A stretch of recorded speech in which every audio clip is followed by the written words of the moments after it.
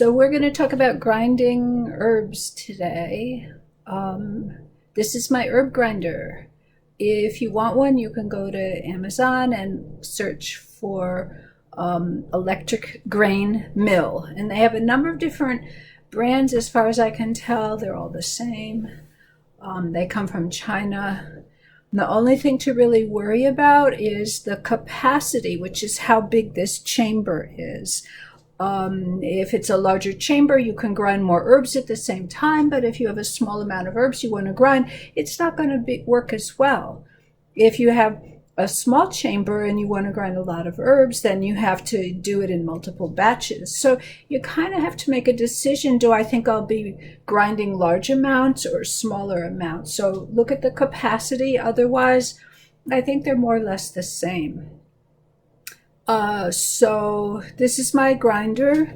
The manual is really quite funny because the English is pretty interesting, shall we say.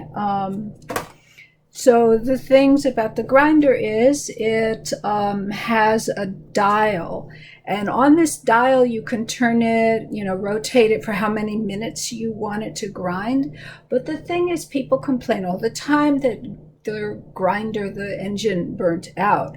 And basically, I've had this one for, 10 or 15 years, and it's not burnt out because I only grind for like a minute and then stop, and then another minute and then stop. And if the chamber starts feeling warm, if it starts feeling warm to the touch, I give it a rest.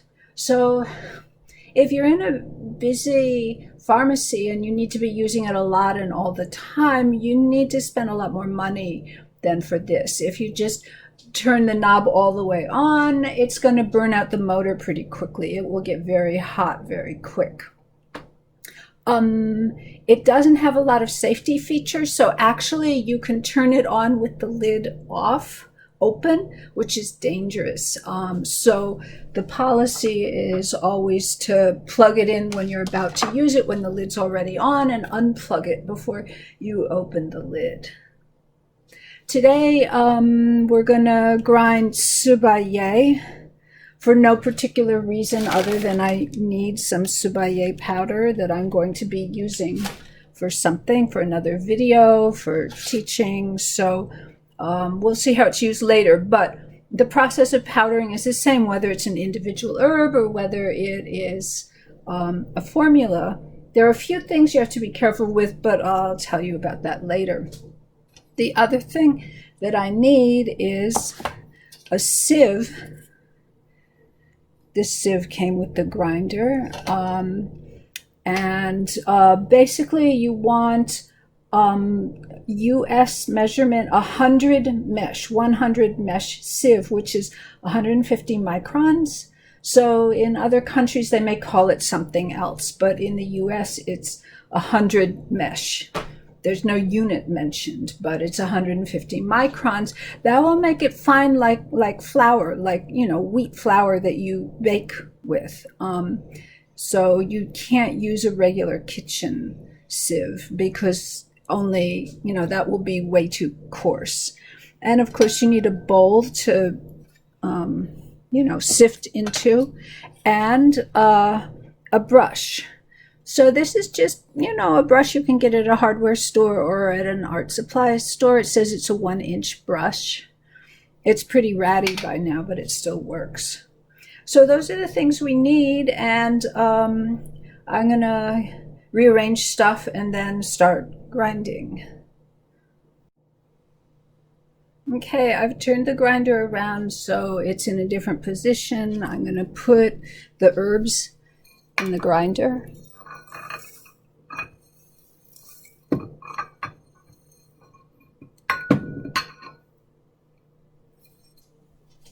Okay, and then the lid goes on.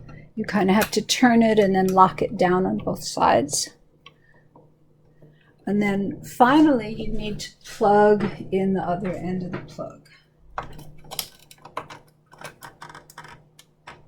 Okay, so the little light went on, and This side has a thing where you can tighten it so it won't move, or you can loosen it. And generally, you want it loose while you're grinding because you'll see we're going to sway it back and forth.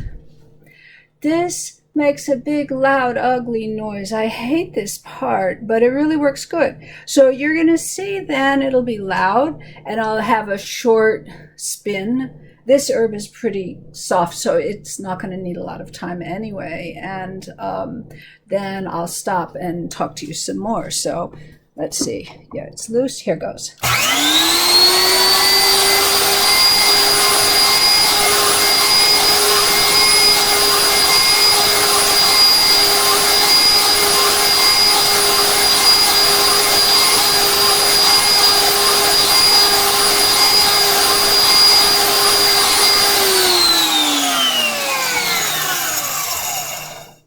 So yeah, that's pretty ugly, isn't it, that sound? Anyway, if you take the lid off, so first off, I don't want to take the lid off till I've unplugged it. There. Now it's safe. And if you take the lid off too soon, dust will come out. Let's see. Yeah, I don't know if you could see that. There's still a little bit of dust. So usually I don't take the lid off for 30 seconds or a minute. I go do something else. And then eventually you do take the lid off, and now you can see it's more or less ground. It smells good. This one smells like pine or cedar because it's something like that.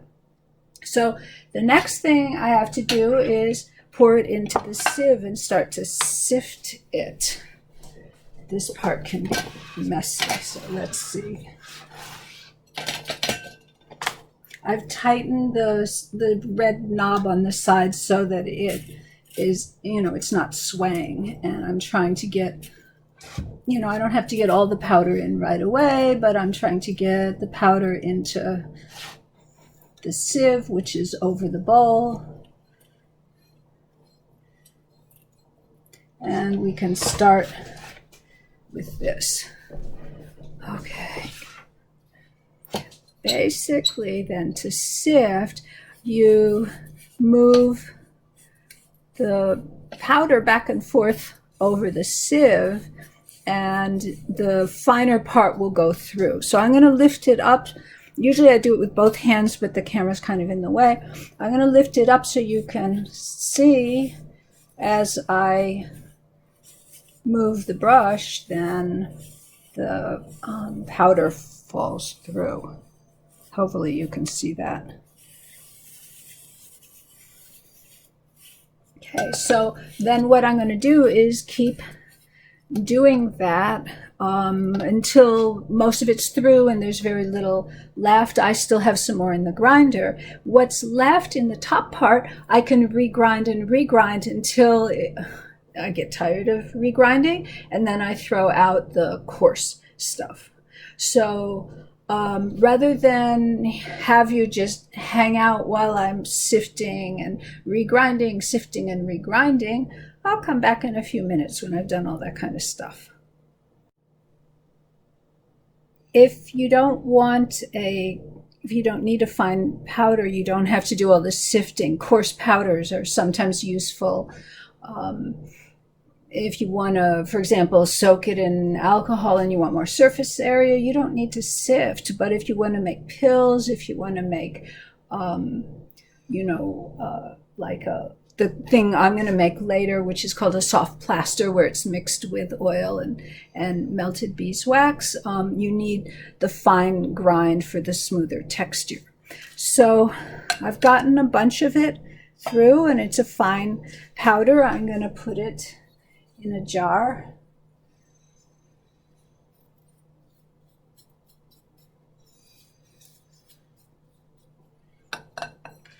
And then there's also a lot of it that's still very coarse, so I'm going to regrind that.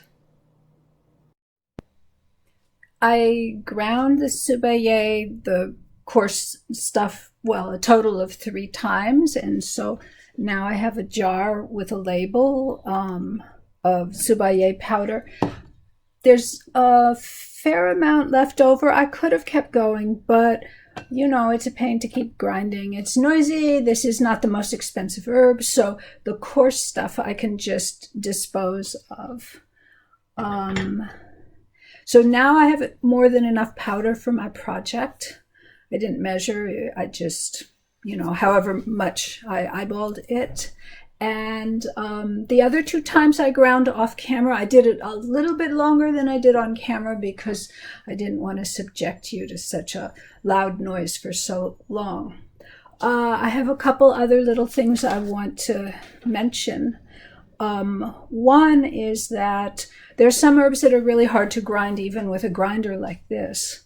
Some of them are fibrous herbs, like for example, aye, mugwort. If you grind it because you want to use it in a powder, for example, in a pill or for internal medicine, you have all that fluff that could make moxa floss, but it will never break down into powder. A couple other herbs like that are xinyi and zang'erzi.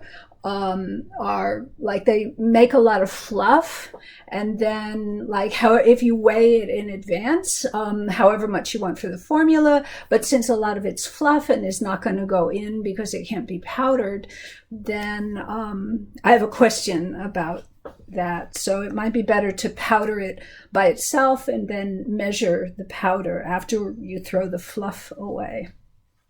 Sticky or oily herbs like shudi and shengdi, also xuanchen and zhigan sao can be pretty sticky depending on how much honey they used. Those are gonna like gum up and muck up, and they're a little bit hard to grind. I usually grind everything else first and then add in small bits of that to the already ground powder. Resins will melt because this heats up. And when they melt, they make a horrible mess to clean up. So that's another real pain, and kind of there are ways you can get around it, but it's so much like inconvenience. So basically, I try to order resins already powdered. And finally, there's a few herbs that are so hard they're going to break your grinder. For example, maybe some of the minerals, but an herb is sanqi or tianqi. People say it just breaks their grinder, and so I've never tried to powder that. The last thing I want to talk about is cleaning your grinder. You know, this one isn't too bad. I could just put it away and use it next time. There's hardly any of the tsubaye left. It's not going to taint another formula. But if you use something that was a little oily or sticky, there could be a lot of residue.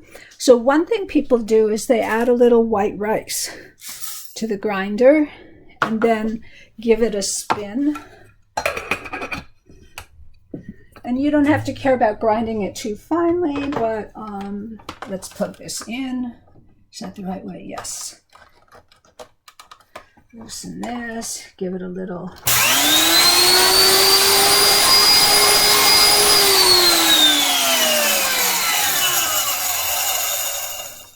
Once again, I'd do it more if I wasn't recording this, you know, a little bit longer, but, you know, it's unpleasant for you, so I'm not.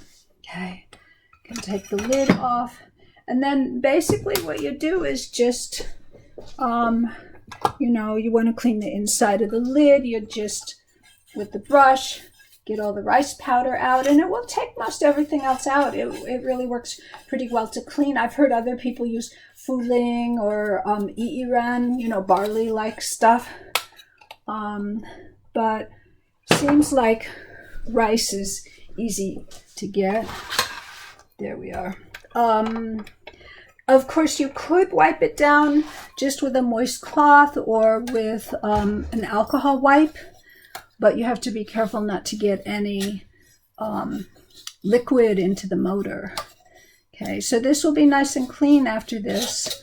Some herbs you really also want to, like if you're grinding futsa, you might want to be sure that it's all out so there's no hint of toxicity left in the grinder. So there, that's pretty clean. I could still wipe it with a moist cloth, but like all the herbal stuff will be out of it. So then I'll just throw away this rice powder or compost it or whatever. So that's basically how you grind herbs. And yeah, that's it.